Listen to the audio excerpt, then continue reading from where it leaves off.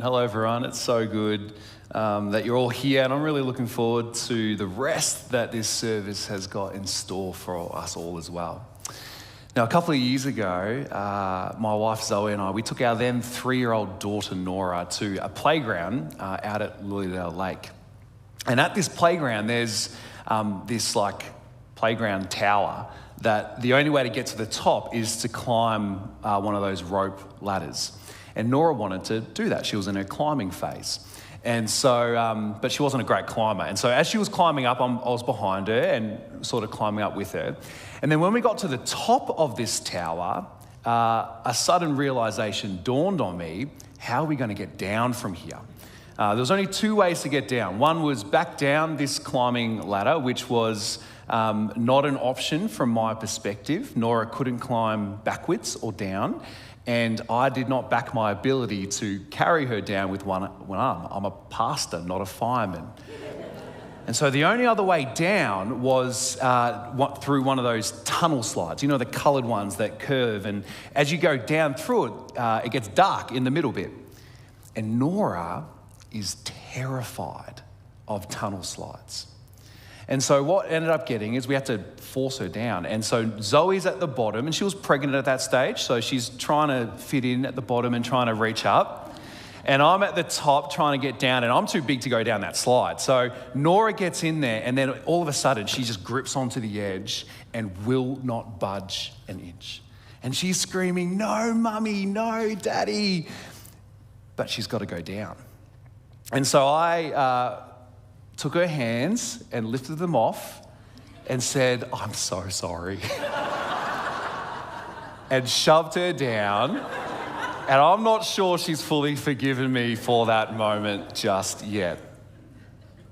But I tell that story because I think it's not just toddlers with a fear of tunnel slides who struggle to let go of things in life. I think it's actually a really common reality for people at all ages and stages in a whole myriad of different settings or circumstances.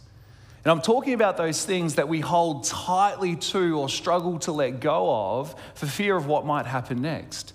And even though there may be some good reasons to have a hesitation or fear of letting go, sometimes it's those things that we hold on to the most tightly that might actually be holding us back the most, particularly from where we need to go.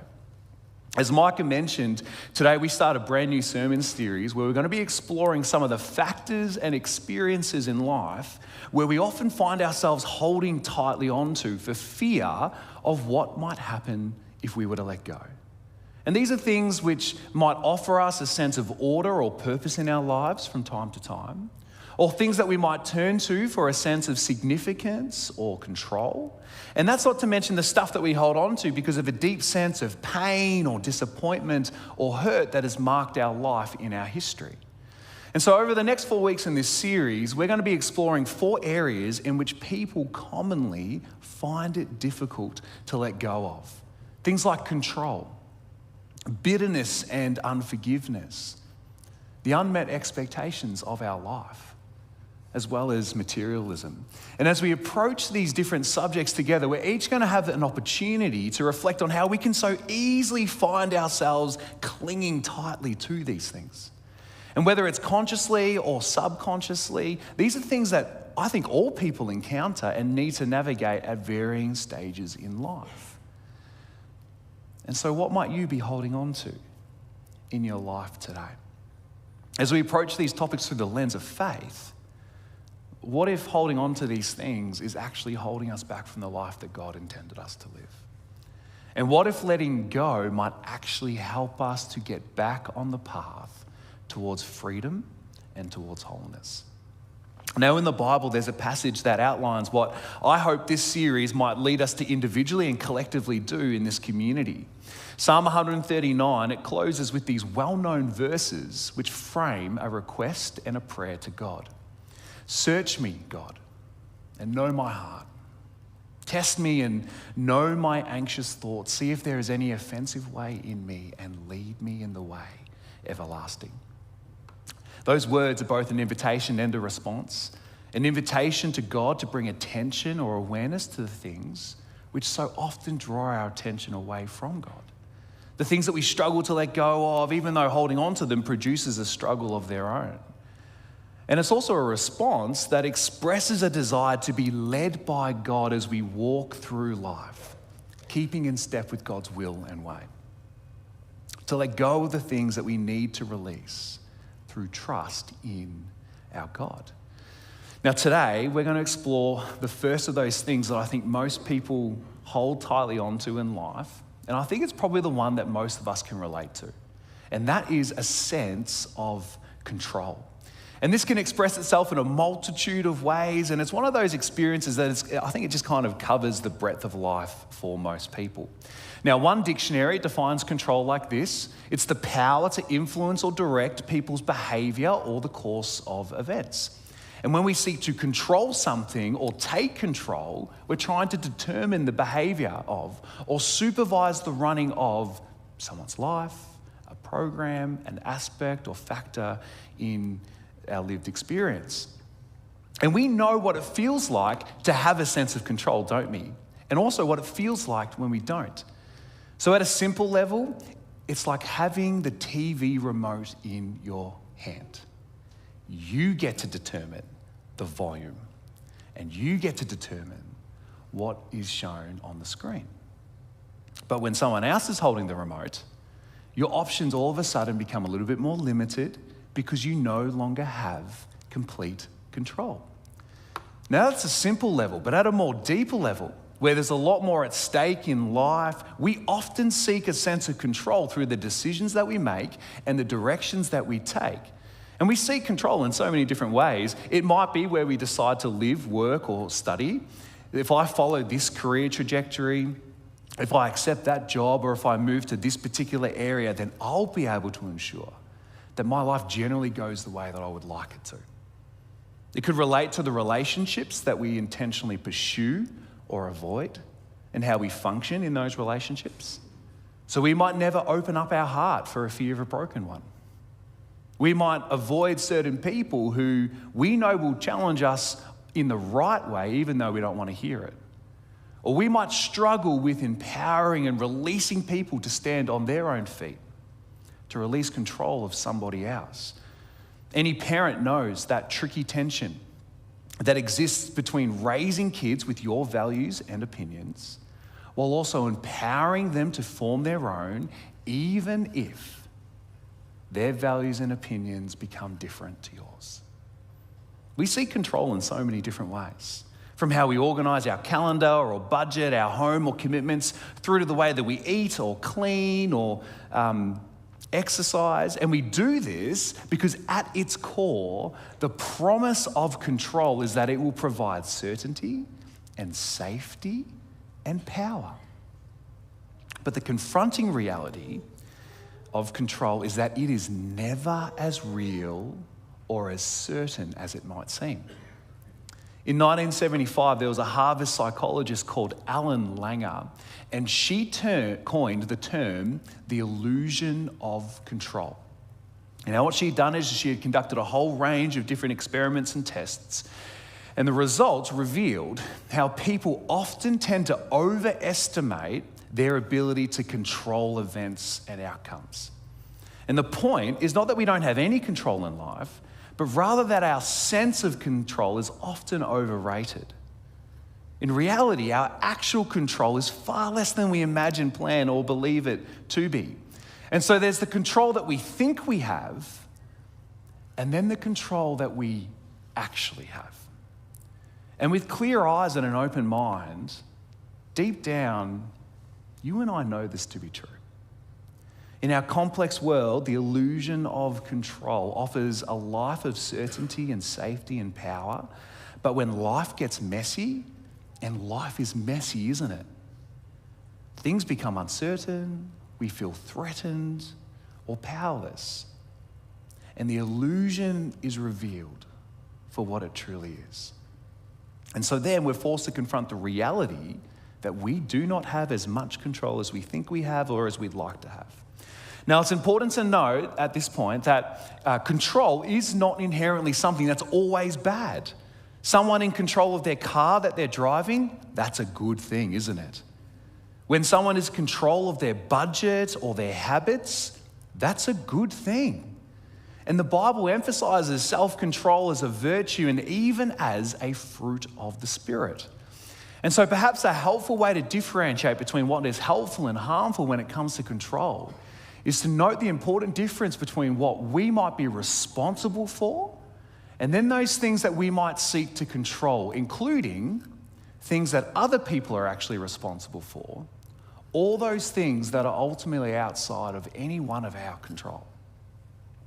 The issue of focus here, though, is that sense of control that is so often something that we seek and a desire that is ultimately never truly met. And so, in our attempts to increase our sense of control in life, we easily slip into becoming controlled by a fear of losing control. And so the question then is there a better way to live? What might it mean to stop the never-ending pursuit of control in our lives? And if so, how do we let go of control? Well, today we're going to be looking at a particular example in the Bible from the life of King David. And for anyone who knows even a brief overview of his life, his story is an excellent case study of what can happen when someone is ruled by their desire for control and their fear of losing it. We don't have to look much further than the tragic story of David, Bathsheba, and Uriah to see the lengths that David would go in an attempt to control a situation that had already spiraled out of control. David at his worst is a cautionary tale for all of us about the lure of control no matter the cost. But David at his best, when his focus and his heart is fixed on God, that David is a breathtaking example of what it can look like to let go of the need of control, of the need to control everything. So David gets catapulted into the story of the Bible when he's chosen by God to be, through the prophet Samuel to become the next king of God's people. You can read about that moment in 1 Samuel 16.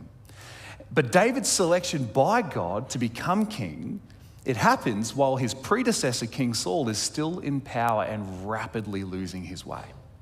And so David's appointment and anointment, it immediately places David as a threat to King Saul's power.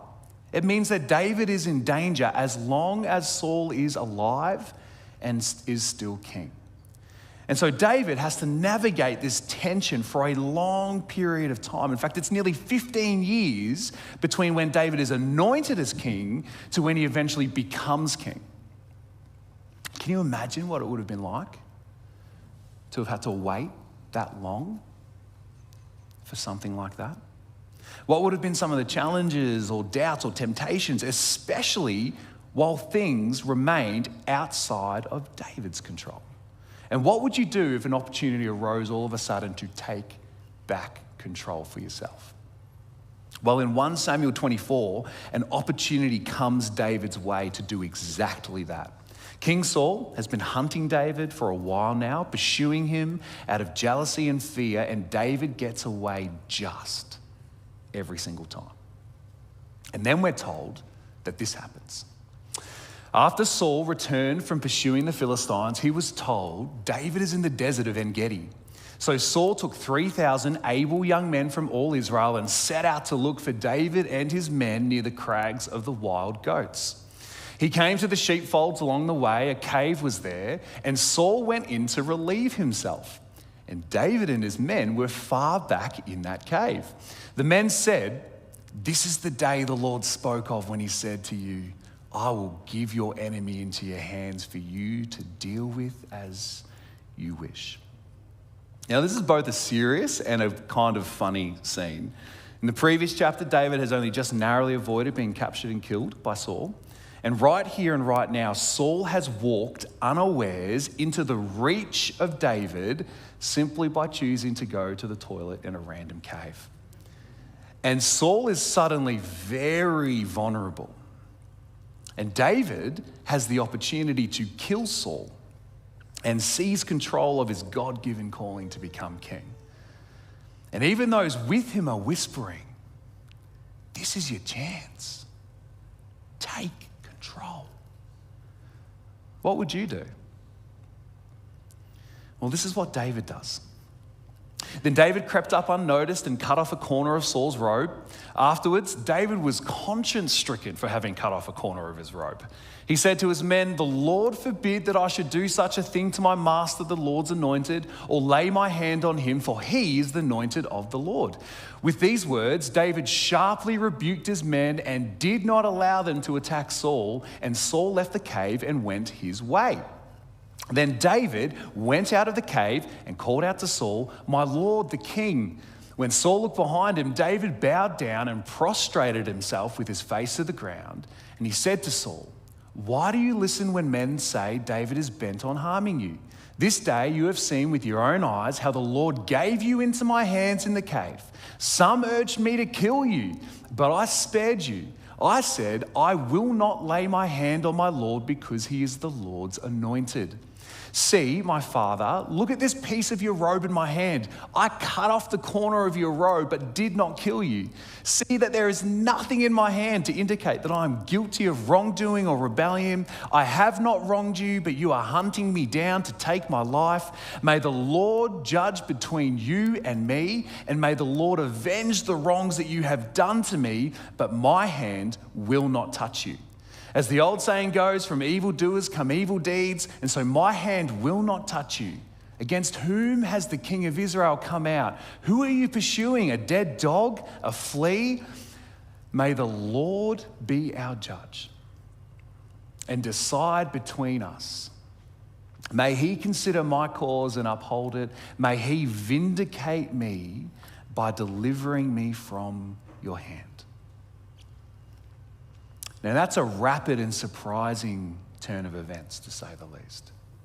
Instead of seizing control of the crown and killing Saul, David instead fires a warning shot of sorts to Saul, and then he forbids his soldiers from acting on his behalf as well. David had the means and the opportunity and the chance to take control. And so why does David seem to relinquish it instead? Well, there's two things I want to highlight from what we've just read. Firstly, David seems to be guided by a deeply held conviction that the decision around when Saul's rule should end and David should start was not his to make or to take control of. There's a Bible commentator who explains it like this. David had an opportunity, interpreted by his men as a divinely ordained opportunity, to be rid of his enemy and to take the throne of Israel. After all, he was anointed to the office no less than the prophet Samuel himself. Yet David's respect for God's anointing stayed his hand. In David's theological perspective, since God had installed Saul as king, it was up to God to remove him from the throne. David would have no direct part in it. And so as counterintuitive as it may have seemed in the moment, David lets go of the opportunity to seize his life's calling. And he releases that control to God who chose him in the first place. The second observation is that David doesn't just let go of control. He also expresses a desire and a commitment to try to not take it back again. Look at David's words, just that last passage. May the Lord be our judge. Decide between us. May he consider my cause, uphold it. May you vindicate me by delivering me from your hand. You see, David doesn't just release control to God in this moment. He also entrusts the outcome over time to God as well. And you know, sometimes letting go of control isn't the hardest thing to do. Sometimes it's resisting and remembering that resolve, resisting the temptation to try and take back control again. And releasing control to God and entrusting the outcome over time to God, these are both steps of faith which David takes in this moment. It would not have been easy. His decision likely wouldn't have made sense to anyone else around him. And choosing to let go of control in that moment meant that David was going to have to continue to navigate uncertainty and risk and discomfort in his life. And so why would David willingly do this? And what might that mean for you and I? Well, this brings us back to Psalm 139, the final two verses of which we started with at the beginning of our time together. And it frames up that invitation of this entire series. Now, David is generally attributed with having written Psalm 139. And in it, we're presented with a conversation of prayer that David has with God. It gives us a breathtaking insight into what David knows about and what David has experienced with his God over the course of his life. And it gives some reasons for why we can release control to God and entrust the outcome to God over his life over time. It gives some compelling reasons for you and I as well. Psalm 139 begins like this. You have searched me, Lord, and you know me. You know when I sit and when I rise. You perceive my thoughts from afar. You discern my going out and my lying down. You are familiar with all my ways. Before a word is on my tongue, you, Lord, know it completely. You hem me in behind, and before you lay your hand upon me, such knowledge is too wonderful for me, too lofty for me to attain. What's made clear here is a realization that David has that God knows all there is to know about him. Inside and out, his daily routine, every unspoken thought, God knows it all, is aware of it all, and has a personal interest in it.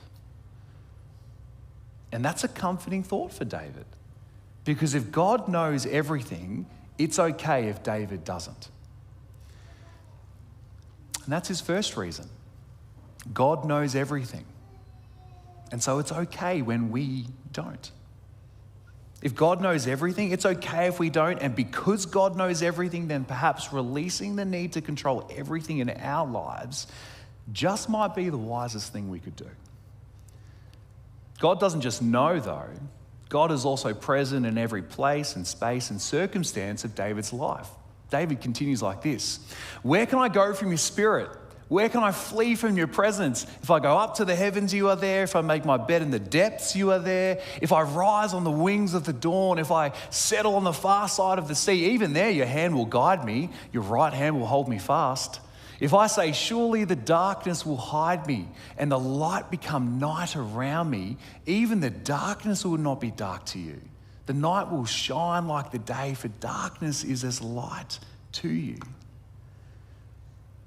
See, David knows that wherever he goes, and no matter how dark things may seem to get, David is able to hold on to a hope and a belief that he'll never walk through his life alone, because God will be right there with him.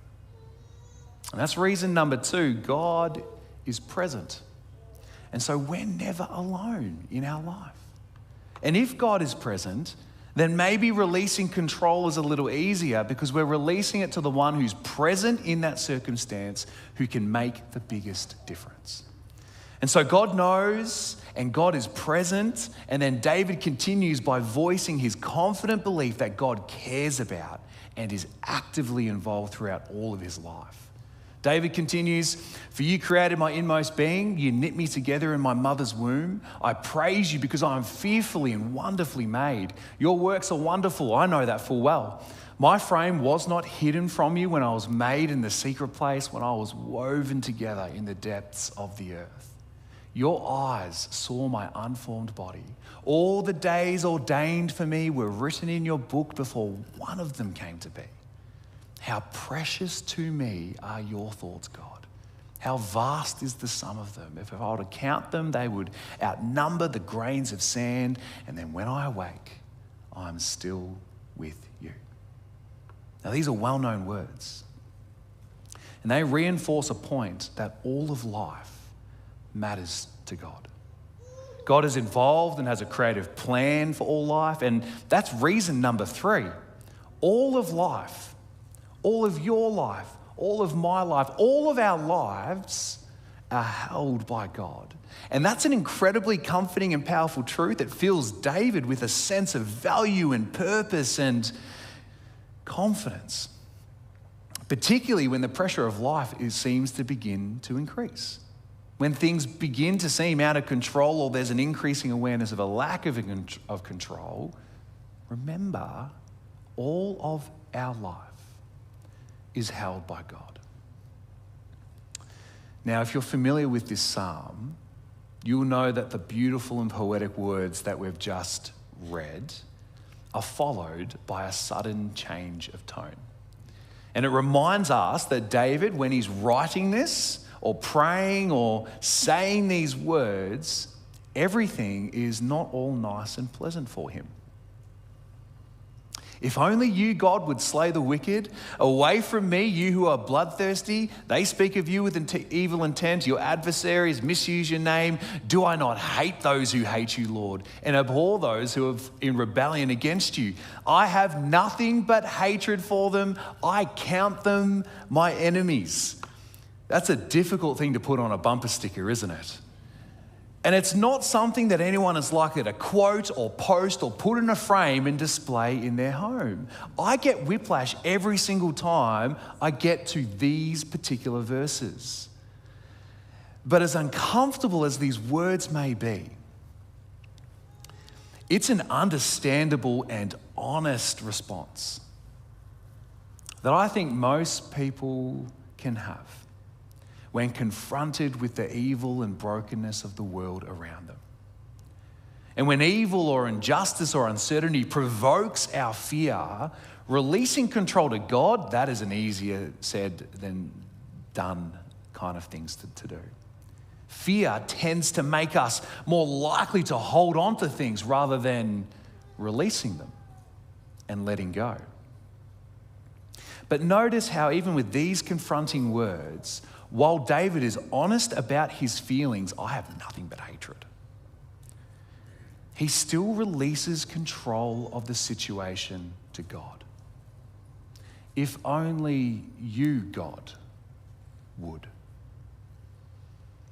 All of that to say, this psalm and David's example, it presents this big idea for you and I today. Because if God knows, and God is present, and he is actively involved in every facet of life, instead of seeking total control, we can release it in trust to God. Or to phrase it a little more succinctly and personally, I can't control everything in my life, but I can entrust my life to God. When David was thinking straight with clear eyes and a heart focused on God, he knew this to be true. I can't control everything in my life, but I can entrust my life to God. And when David did this, when he released control to God in the midst of circumstances where taking control seemed like the safer option, it led to some of the defining moments in his life and in his legacy as a king, and perhaps more importantly, as a man after God's own heart. I can't control everything in my life, but I can entrust my life to God. What could it look like, or what might it involve for this idea to transform your life as well? Bearing in mind the things for which you and I actually are responsible for, when it comes to control, what might you be seeking to control that you need to let go and release to God? Maybe it has something to do with your time. A calendar or a schedule is helpful, but life does not happen in a vacuum that is immune to disruptions or a change in priority. Perhaps it might relate to your goals or plans or the outcome of your grades or your career trajectory or the rest of your life. Remembering that results are influenced by countless unpredictable factors alongside the predictable ones. Maybe it has something to do with trying to control external circumstances, things like economic downturns or changes in the job or property markets. It could relate to our health or the natural process of aging. There are things that we can do, but genetics and unforeseen health issues, they have a say as well. Your reputation, your relationships. What might you be seeking to control that you need to let go and release to God? The tricky thing with every example that I just mentioned is that to some extent, there are factors for which we're responsible in these areas. But in the ways that we might be fixated on seeking control, perhaps the invitation is to release it to God. When it comes to processing which is which, what's our responsibility, what is control that we don't need to seek? The counsel of wise people and trained professionals like counselors or psychologists are crucially important. In this church, there is a lot of incredibly wise people, and we have access to some incredible professional services through the Carina Counselling Centre as well. But maybe the most potent starting point for you and I is to invite God into the conversation and the situation. Invite God's wisdom and leading. And that could involve using David's very own words from the end of Psalm 139. Search me, God, and know my heart. Test me, know my anxious thoughts. See if there is any offensive way in me, and lead me in the way everlasting. It's asking God to reveal to us those areas in our lives where we might be ruled by the need of control. And it's asking God to show us the everlasting or the better way of life, the way which time has proven to be good and true, the way of releasing control and entrusting our lives to God. But as we finish, there is another prayer that I would like to share with you today. And this one was written by a Christian called Reinhold Niebuhr in the 1940s or 30s. And over time, it has become a popular one to use in churches as well as 12-step recovery programs. And it's commonly known as the Serenity Prayer, and it goes like this: God, grant me the serenity to accept the things I cannot change. Or we might use the word control. The courage to change or take responsibility for the things that I can, and the wisdom to know the difference. A prayer like that invites God to help reveal what we have responsibility for as well as what should be released to God. And so what might you be seeking to control that you need to let go of and release to God today?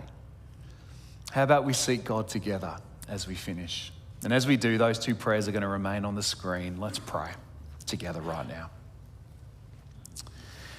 So as you find yourself in this quiet moment, you might like to rest your hands on your laps or in front of you. Just open with palms facing upwards if you feel comfortable to do so. And if there's something that you recognize in your life that you're seeking to control or hold on to, you might like to form your hands into a fist, signifying those things that you're currently holding on to. God, I thank you that you know us, that you're here with us, and that you hold all of life in your creative care. And so, God, in this moment right now, would you reveal areas in our life that we're seeking to control? For everyone here, your prayer could be like David's. You might like to make his words your own. They're still on the screen right now. Search me, God, and know my heart. Test me and know my anxious thoughts. See if there is any offensive way in me and lead me in the way everlasting. Now, if things emerge in your mind, you can keep your hands into a fist or form them into a fist, signifying what you're currently holding on to.